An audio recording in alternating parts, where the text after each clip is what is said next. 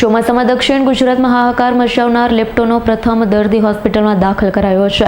સુરત જિલ્લાના બારડોલીની મહિલા દર્દીને સારવાર માટે નવી સિવિલ હોસ્પિટલમાં ખસેડાઈ. સુરત સહિત દક્ષિણ ગુજરાતમાં દર વર્ષે ચોમાસાની ઋતુમાં જીવલેણ લેપ્ટોસ્પાઇરોસિસ હાહાકાર મચાવે છે. આ વર્ષે સુરત જિલ્લામાં લેપ્ટોસ્પાઇરોસિસમાં પ્રથમ દર્દી ઝપેટમાં આવ્યું છે.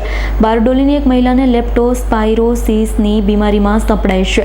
મહિલાને સારવાર માટે સુરત નવી સિવિલ હોસ્પિટલમાં દાખલ કરાઈ છે. ચોમાસાની ઋતુમાં દર વર્ષે દક્ષિણ ગુજરાતમાં અંતરિયાળ ગામડામાં લેપ્ટોસ્પાઇરોસિસ તરખાટ જોવા મળ્યો છે. આ વર્ષે દક્ષિણ ગુજરાતમાં સુરત જિલ્લામાં લેપ્ટોના પ્રથમ કેસ નોંધાયો છે. લેપ્ટોસ્પાઇરોસિસની બીમારીનો પ્રથમ કેસ દેખાતા આરોગ્ય તંત્ર દોડતું થયું છે. તો દક્ષિણ ગુજરાતમાં વર્ષ 2023માં લેપ્ટોસ્પાઇરોસિસના કુલ 5 કેસ અને ગત વર્ષ 2024માં લેપ્ટોસ્પાઇરોસિસના કુલ 22 દર્દીમાંથી 5 દર્દીના મોત થયા હતા. ગત સોમવારના રોજ બારડોલીથી એક મહિલા દર્દી આપણે ત્યાં સસ્પેક્ટેડ લેપ્ટોસ્પાઇરોસિસ તરીકે એડમિટ થયેલ. હાલ એ મેડિકલ આઈસીયુમાં એડમિટ છે અને એના રિપોર્ટ પીસીઆરને આવવાના બાકી છે. હાલ એમને શંકાસ્પદ લેપ્ટોસ્પાઇરોસિસ ગણી શકાય. સાહેબ, આ કેસમાં શું નિદાન હોય છે અને કઈ રીતના થાય છે આ લેપ્ટોસ્પાઇરોસિસ?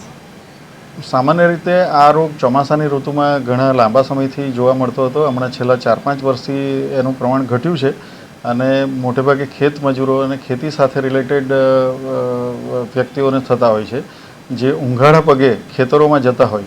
મોસ્ટલી જૂન જુલાઈમાં જ્યારે ભાતની રોપણી થતી હોય, ડાંગરની રોપણી થતી હોય તે વખતે એના જંતુઓ પગના પેલા છારા દ્વારા શરીરમાં જતા હોય છે અને પછી શેરડીના સમયે એટલે લગભગ સપ્ટેમ્બર ઓક્ટોબરમાં ફરીથી સ્પાઇક આવતો હોય છે. પણ ઘણા અગાઉ બહુ જ ખૂબ પેશન્ટ હતા દક્ષિણ ગુજરાતમાં. હાલમાં એ સંખ્યા ઘણી ઘટી છે અને કંટ્રોલમાં આવે છે.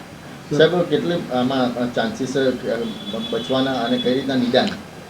એ પેશન્ટનું સ્ટેટસ ખબર પડશે, એનું ડાયગ્નોસિસ થાય પછી તે પ્રમાણે. પણ હાલ આઈસીયુમાં છે, સ્ટેબલ છે.